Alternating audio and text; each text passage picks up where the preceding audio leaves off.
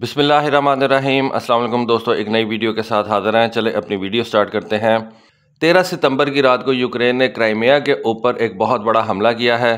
Crimea की जो सबसे बड़ी पोर्ट है, जिसको सेवास्टोपोल कहते हैं, जिसके ऊपर रशिया का भी क्लेम है और जिसके ऊपर यूक्रेन का भी क्लेम है। 2014 के अंदर रशिया ने इस क्राइमिया को अपने साथ अनेक्स कर लिया था। एक किस्म का आप कह सकते हैं कि इसके ऊपर कब्जा कर लिया था। इंतहाई ज़्यादा इंपॉर्टेंट प्लेस है ये, क्योंकि क्राइमिया जो है ये ब्लैक सी के साथ मिलता है और ब्लैक सी रशिया के लिए इंतहाई ज़्यादा इंपॉर्टेंट प्लेस है। ब्लैक सी ही वो जगह समझी जाती है कि जहाँ से रशिया को थोड़ा सा गर्म पानियों के ऊपर रसाई हासिल होती है। ब्लैक सी ही की वजह से रशिया के लिए तुर्की बहुत ही ज़्यादा इंपॉर्टेंट कंट्री है, क्योंकि रशिया के तजारती जहाज़ ब्लैक सी से निकल के स्ट्रेट ऑफ बॉस्फोरस के रास्ते आगे दुनिया तक रसाई हासिल करते हैं और स्ट्रेट ऑफ बॉस्फोरस जो है उसको तुर्की कंट्रोल करता है। छोटे अल्फाज में ये एक इंतहाई ज़्यादा इंपॉर्टेंट प्लेस है और रशिया के साथ साथ यूक्रेन की सरहद भी इस ब्लैक सी के साथ मिलती है, तो ये एक इंतहाई ज़्यादा स्ट्रेटेजिकली इंपॉर्टेंट प्लेस है। अब यूक्रेन ने वहाँ पर रशियन पोर्ट के ऊपर एक बहुत बड़ा हमला किया। इस हमले के अंदर यूक्रेनियंस ने क्रूज़ मिसाइल्स इस्तेमाल किए हैं, ड्रोन बोट्स इस्तेमाल की हैं और वहाँ पर खड़ी रशिया की एक kilo class diesel electric submarine को नुकसान पहुँचाया। उसके अलावा वहाँ पर एक रशिया का लैंडिंग शिप है, एक रशिया की वॉरशिप है, जिसको इस हमले के अंदर तबाह किया गया, या आप कह सकते हैं कि नुकसान पहुंचाया गया। कितना ज़्यादा नुकसान पहुंचाया गया इसके बारे में आप डेफिनेटिवली तो नहीं कह सकते, क्योंकि रशिया कभी भी ये खबर बाहर नहीं आने देगा। लेकिन यूक्रेन के क्लेम के मुताबिक एक सबमरीन, एक वॉरशिप और एक लैंडिंग शिप उसको तबाह कर दिया गया। ये जो क्राइमियन पेनिनसुला है, इसके अंदर सेवास्टोपोल सबसे बड़ा सिटी है और जैसे कि मैंने आपको बताया कि इसके ऊपर रशियन क्लेम भी है, यूक्रेन का क्लेम भी है और 2014 से इसको रशिया कंट्रोल कर रहा है।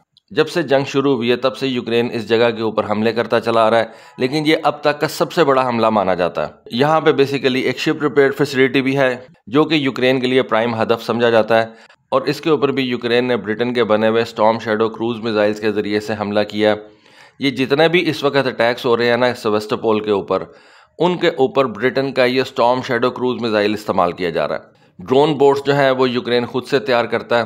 डेफिनेटली उसके अंदर अमेरिकन मदद शामिल होगी, वेस्टर्न मदद शामिल होगी, लेकिन ये ड्रोन बोट्स जो हैं उनके बारे में बताया जाता है कि वो यूक्रेन खुद से अपने मुल्क के अंदर तैयार कर रहा है। जबकि ये जो क्रूज मिसाइल्स इस्तेमाल किए गए हैं ये उसको ब्रिटेन की तरफ से प्रोवाइड किए गए हैं और ये एयर लॉन्च क्रूज मिसाइल्स हैं। इससे क्या जाहिर होता है कि डेफिनेटली कोई ना कोई Su-24 जहाज़ जिसके ज़रिए से ये storm shadow cruise missile fire किए जाते हैं, वो स्नीक इन किया सेवास्टोपोल के अंदर, स्टैंड ऑफ रेंज के ऊपर रहते हुए storm shadow cruise missile fire किया और ये storm shadow cruise missiles Russia के इस पोर्ट और रशिया के इस शिप रिपेयर फैसिलिटी के अंदर जाके लगे हैं और उन्होंने काफ़ी ज़्यादा नुकसान किया।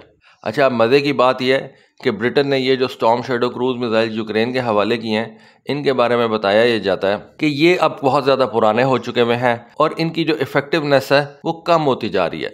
जैसे आपको पता है कि इलेक्ट्रॉनिक वॉरफेयर सिस्टम जो है वो मज़ीद बेहतर होते जा रहे हैं, नए से नए इलेक्ट्रॉनिक्स जो हैं वो इंट्रोड्यूस करवाए जा रहे हैं, तो इन पुराने क्रूज मिसाइल्स की जो इफ़ेक्टिवनेस है वो काफ़ी हद तक कम हो गई है। लेकिन फिर भी ये इतने ज़्यादा इफ़ेक्टिव हैं कि उन्होंने रशिया का इतना बड़ा नुकसान कर दिया।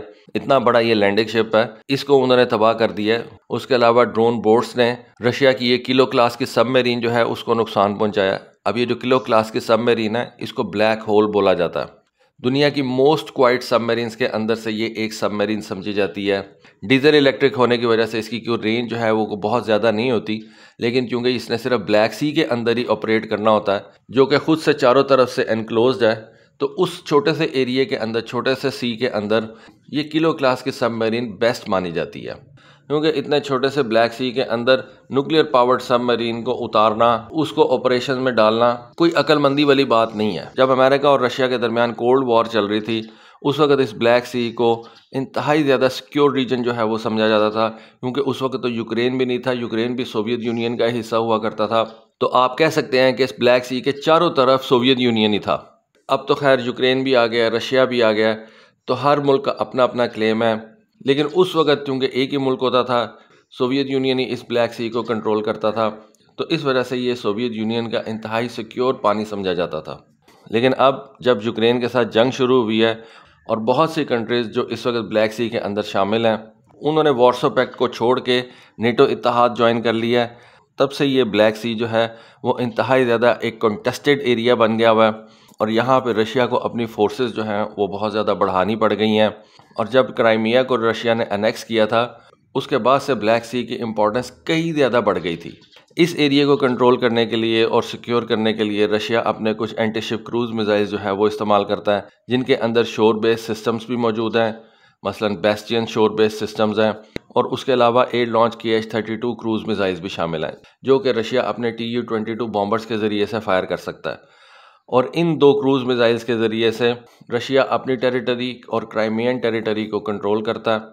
लेकिन फिर भी एक बात माननी पड़ेगी कि यूक्रेन की कामिकाज़ी बोट्स ने रशियन डिफेंसेस को तोड़ा है और वहाँ पे जाके ना सिर्फ रशियन शिप्स का नुकसान किया है बल्कि रशियन सबमरीन को भी नुकसान पहुँचाया। और उसके साथ साथ Su-24 जहाज़, जिसके ज़रिए से यूक्रेनियन ये storm shadow cruise missiles fire कर सकते हैं, उसने रशियन एयर डिफेंस सिस्टम्स को तोड़ा है।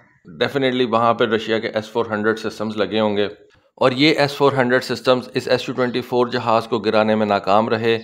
ना सिर्फ इस Su-24 जहाज़ ने सरवाइव किया बल्कि अपने storm shadow cruise missiles fire करके इस सेवास्टोपोल की नेवल फैसिलिटी को तबाह भी किया।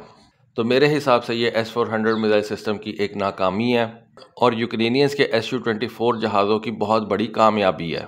इस ब्लैक सी के अंदर यूक्रेन के पास को बहुत बड़े नेवल एसेट्स नहीं हैं।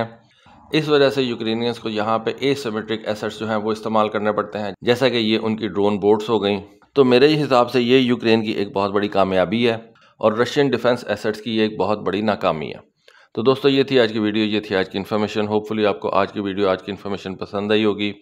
कमेंट सेक्शन में अपनी राय से ज़रूर आगाह कीजिएगा। आज के लिए बस इतना ही। Thank you. अल्लाह हाफिज़।